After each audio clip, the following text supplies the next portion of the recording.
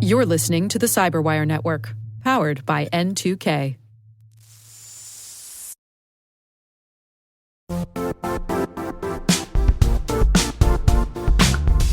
The DMV has established itself as a top-tier player in the global cyber industry. DMV Rising is the premier event for cyber leaders and innovators to engage in meaningful discussions and celebrate the innovation happening in and around the Washington, D.C. area. Join us on Thursday, September 18th to connect with the leading minds shaping our field and experience firsthand why the Washington, D.C. region is the beating heart of cyber innovation. Visit dmvrising.com to secure your spot.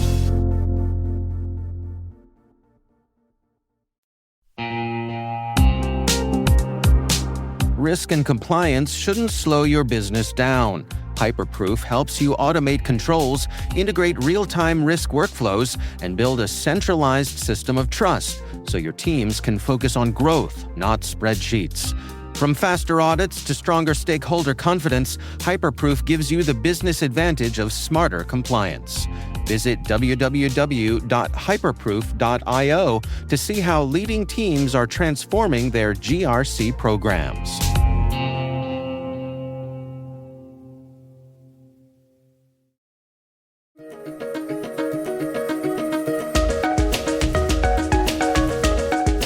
Hello, everyone, and welcome to the CyberWire's Research Saturday. I'm Dave Bittner, and this is our weekly conversation with researchers and analysts tracking down the threats and vulnerabilities, solving some of the hard problems, and protecting ourselves in a rapidly evolving cyberspace. Thanks for joining us.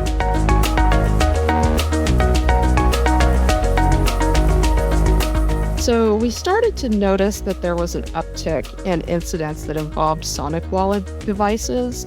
It actually started probably like a week or so before Arctic Wolf came out with their research. That's Jamie Levy, Director of Adversary Tactics at Huntress. The research we're discussing today is titled Active Exploitation of SonicWall VPNs.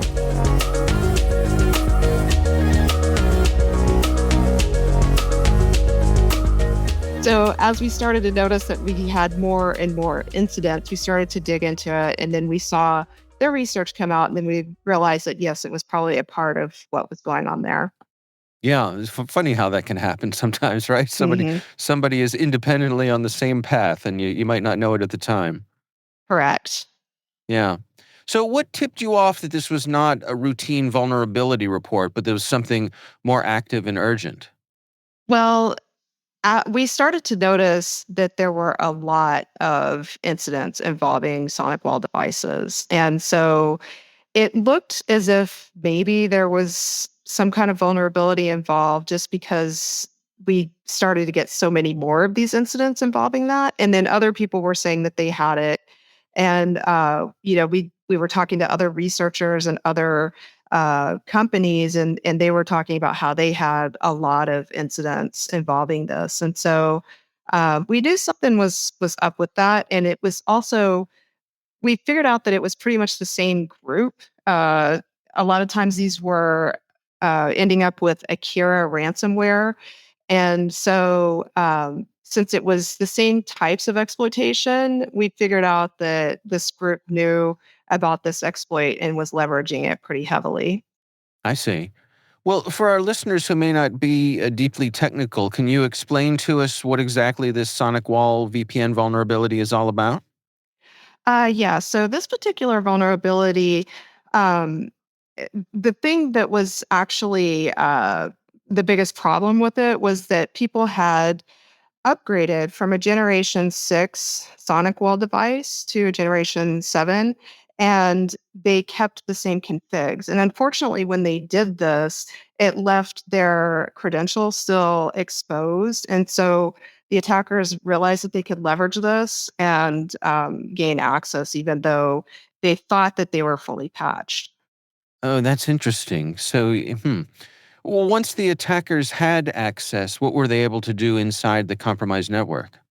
So at that point, they would often gain access to other machines on the inside. So that could be credential stuffing, or reused passwords.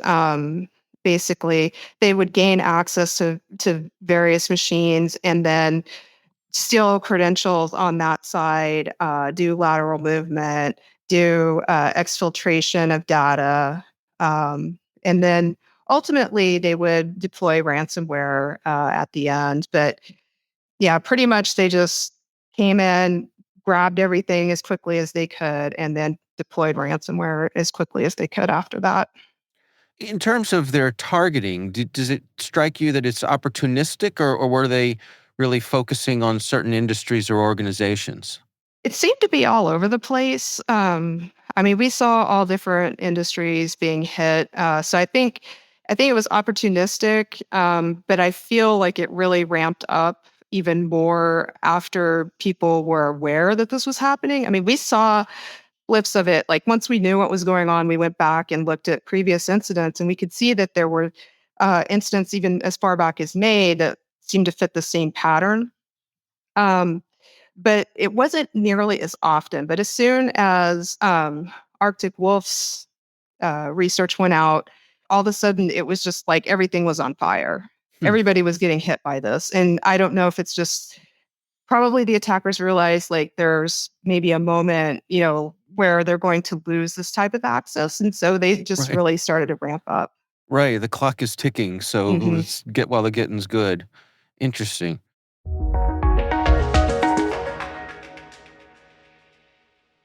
We'll be right back.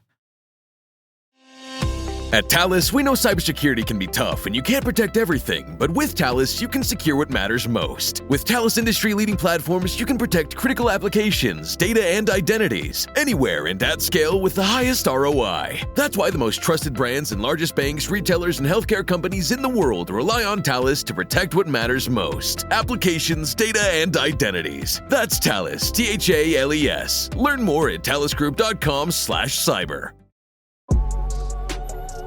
Vitamin Water Zero Sugar has great taste, zero BS, and obviously zero sugar.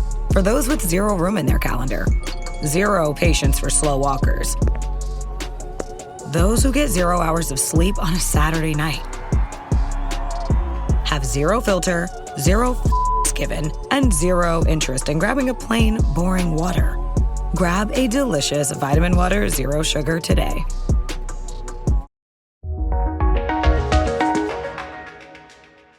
In terms of scale and scope here, I mean, how widespread do you believe this is? That's a good question. So I feel like people still don't have like a good handle on this Hmm. because we're still seeing incidents involving SonicWall devices. And we did have one customer who came and they were hit but with a SonicWall vulnerability, but they said that their device what did not fit this criteria. It wasn't a Gen 6 to Gen 7 uproll. It basically was a device that I think it was a Fortinet device that had that they had installed Gen 7 SonicWall on, and it still got popped. And so Hmm. there are some questions about whether or not this vulnerability actually is what this underlying cause is. Yeah. Is there any geographic concentration, or are they going after folks in a certain part of the world, or does it seem to all around is a global issue? I believe it's a global issue, but if you just kind of scan to see like where most of these Sonic Wall devices are, I mean, overwhelmingly they're in the United States area, right? The North Hmm. American area, just by default. But yeah, I mean, like as far as our customer base, like we've seen them from all over getting popped. I see. Now, did you all coordinate with SonicWall in terms of getting the vulnerability confirmed? Yes, we did. We were in contact with them, and it basically we were trying to figure out what were the logs that we should pull. Was there anything else? We were also trying to help them figure out what the problem was because initially they weren't really sure. They did seem to think that it was CVE 2024 4766. They weren't really sure at the moment. And that was back when we spoke with them on Monday of last week, Mm, August 4th. So one of the things that they had told us to do is if we had any more of these incidents come up, to take a core dump, and then we could hand that off to them to get an idea of what was actually happening. So it seemed that the logs were a little bit lacking, but the core dumps were they basically had like the moment of truth in them that could actually help figure out what the problem was. I see. And so where do we stand today? Have there been patches issued? I think it's really just that they've given advice of making sure that you don't have the old configs if you had updated from Gen 6 to Gen 7, and to rotate creds. And if you're really unsure, just to try to keep the device offline. But yeah, like as far as I know, they haven't issued another patch for this. I see. Yeah. Yeah. From a higher level, I mean, is it is it accurate to say that VPN appliances make attractive targets for attackers?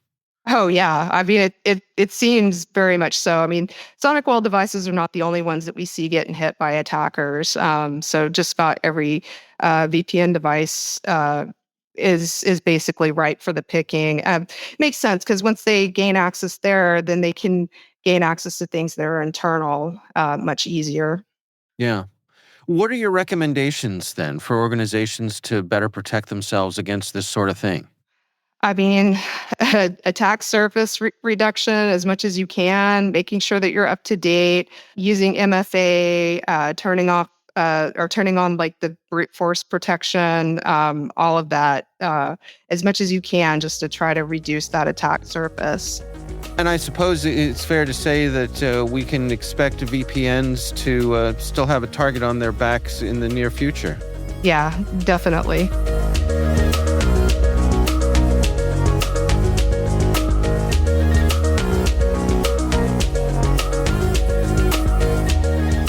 Our thanks to Jamie Levy from Huntress for joining us. The research is titled Active Exploitation of SonicWall VPNs. We'll have a link in the show notes. And that's Research Saturday, brought to you by N2K Cyberwire. We'd love to hear from you. We're conducting our annual audience survey to learn more about our listeners. We're collecting your insights through the end of this month. There's a link in the show notes. Please do check it out.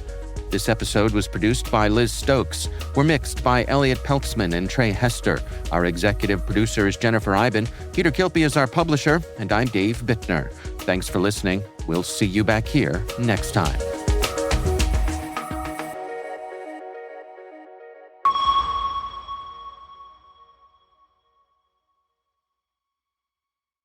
New season, new chaos in college football. Let's go! Big stage, big opportunity. This Labor Day weekend, the wildness lives on ABC, ESPN, and the all-new ESPN app. What a way to start!